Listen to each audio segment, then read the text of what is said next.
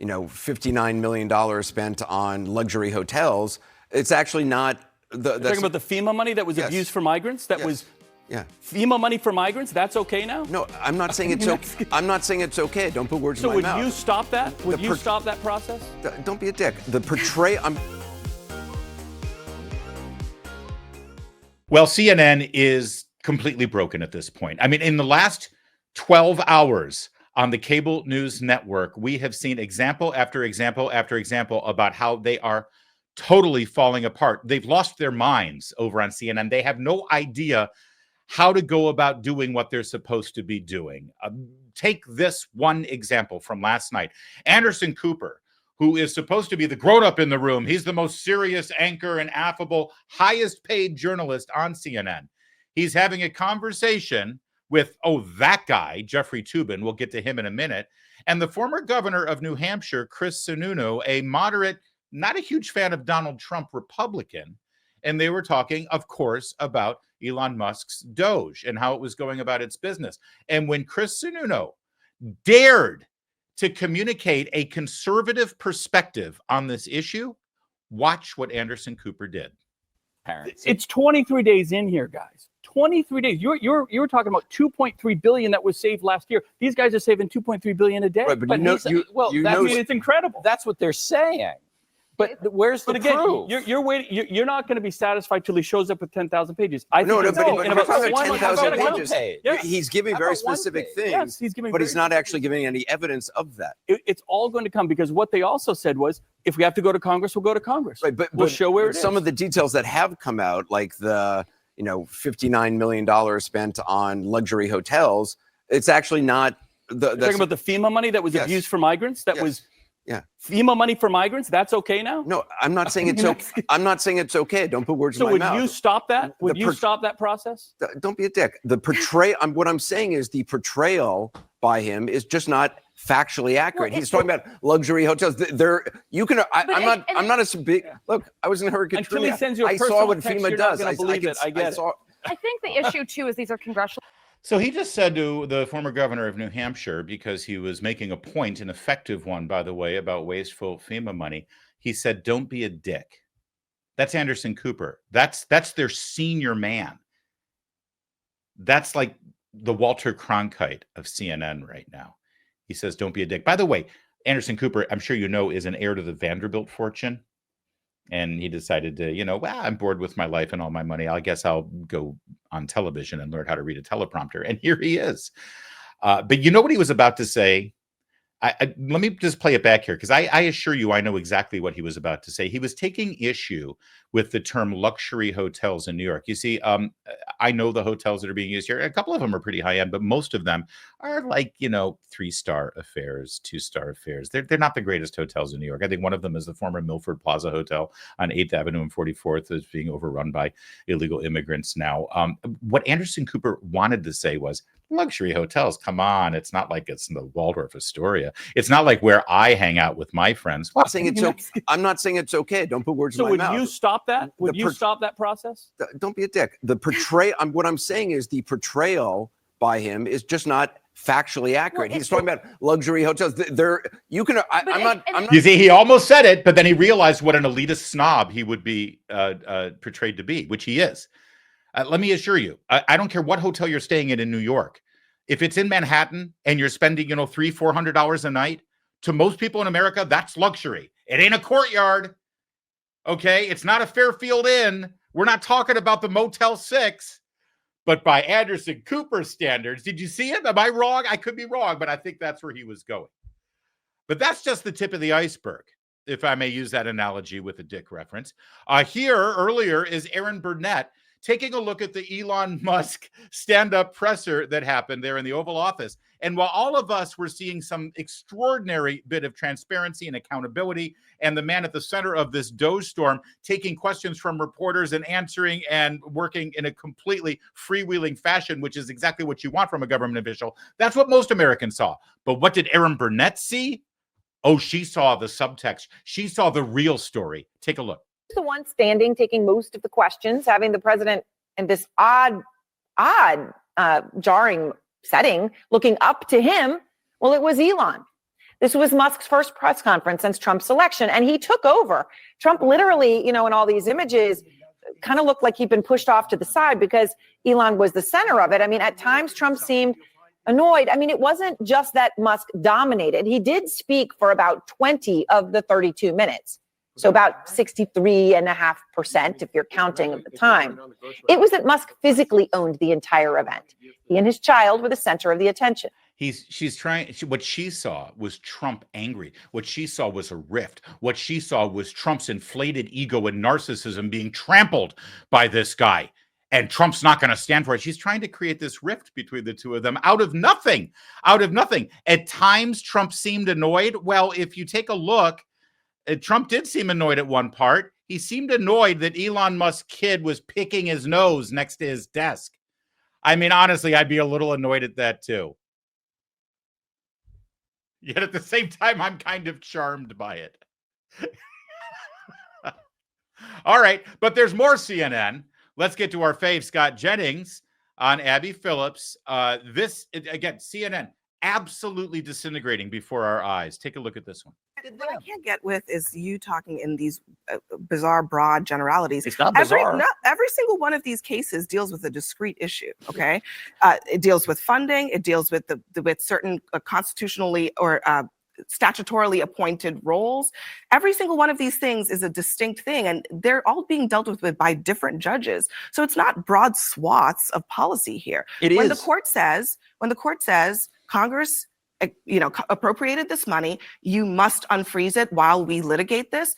Why can't Trump comply with that? So you're saying that a judge should decide how and when money is spent a judge is saying for years, and not the president of the United States? Let me explain You're a governor, a little bit more. Let me explain it a little bit more slowly. A judge is saying, but you don't have to talk to me like that. Congress. I have a position on this, and you have an opinion. We can disagree. Yeah, but I'm saying you listen to me, because you're not listening, and you're making claims that are not connected to the facts. Wow. I mean, we've all been there, haven't we, guys? What the hell? All right. So first of all, Abby Phillips needs to realize that Scott Jennings is literally the only reason anyone even knows about her show. And she does this condescending, arrogant, let me explain it to you slowly for you so you can understand. And good for Jennings to snap back and say, you don't talk to me like that. That was the night before last. That was Monday night. Fast forward to Tuesday night, and I'll tell you something. They bring on this pro-Hamas sympathizer, and I think Scott Jennings has just reached. I think he's done. I think he's literally done. He knows that he's bigger than anyone else on this show, and he does not have any more F's to give. A couple things. Number one, the reason we're here with this hostage situation this weekend is because Hamas decided to stop participating in the deal that was brokered as Donald Trump was coming into office. Actually, the Israeli newspapers today says that Israel violated the ceasefire. I know what your position is. I know what your position is. It's not my position. It's the Israeli newspaper and the New York Times and Israeli politician. But our ally is Israel, and you can't trust Hamas. But our allies violated the ceasefire. And who started it in the beginning? Who started it in the first place? Israel violated the ceasefire, killed 100 Palestinians. Let me let Scott finish, and then you can go. We're here because Hamas kidnapped, raped, and murdered, and now they're violating this deal, which wasn't even a great deal to begin with. It did get a few people back, which I'm sure is the best of what we're going to see. And so what Donald Trump is trying to do right now is get this thing moving again, because these people need to come back. That's number one. Number two, I think he just wants the other states in the Middle East to do something. They already offered him to do something. And to take ownership of some people here, to take responsibility for their own region, and I hope they do. Well, can I say something? I'm also sorry. There's the only one that actually put the proposition on the table 4 times, and this is where it's honestly, you don't know what you're talking about, and I'm sorry to say, President Trump doesn't know what I'm sorry that you and I disagree, but I have a position, and it's valid. There is an Arab people. Yeah, I have a position and it's valid. And if you noticed, his whole position was, what happened on October 7th, ma'am? Why are we here in the first place? Meanwhile, back to Anderson Cooper, when he isn't calling people 4-letter sexual expletives, he's also lying to his audience straight on. We begin tonight keeping them honest with the extraordinary claims of government fraud by the president and similar claims of maximal transparency by Elon Musk, but little evidence of either to back it up. In fact, strong evidence to the contrary from Musk's contention that he and his Doge team are doing what they do in a way that, quote, maximally transparent. He said that in the Oval Office, wearing a ball cap and T-shirt with one of his kids nearby. He and the president, who yielded the stage to him for minutes at a time, both speaking at length with reporters. The president, who's now facing a string of court cases surrounding his and Musk's actions, addressed concerns that he would defy court orders, saying he, quote, always abides by the courts, but also saying this. Wow, that's a great way to present the news. I mean, it's completely fraudulent and dishonest and unscrupulous, but it is a great way to deliver the news. After all, he reads that teleprompter with ease, and aren't his eyes steely blue? We finish up our look into the 12 hours depicting CNN's complete and total bottoming out nadir with Dana Bash going out of her way and making a very deliberate choice to comment on some social media activity from the aforementioned Elon Musk. Now, the disruptor-in-chief, Elon Musk, who apparently has adopted the alias, at least he changed his social media handle to Harry Balls, tweeted this morning, "Democracy in America is being destroyed by judicial coup. An activist judge is not a real judge." Now, just so you know, I just want to point out that she can't even read this right, because clearly there is a straight line over the O in the fake last name. His name is not Harry Balls, Dana, no matter how obsessed you may be with that imagery. It's Harry Bowles. Get it right, okay? This is CNN after all. That was a deliberate choice. They didn't have to do that. They didn't have to show that. They didn't have to say that. They didn't have to say anything. They could just say Elon Musk took to the social media platform X and said democracy in America is being destroyed by judicial coup. An activist judge is not a real judge. That's all they had to say.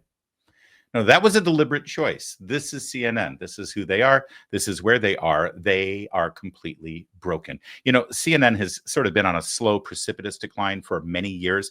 They decided to go all in on the whole resistance movement.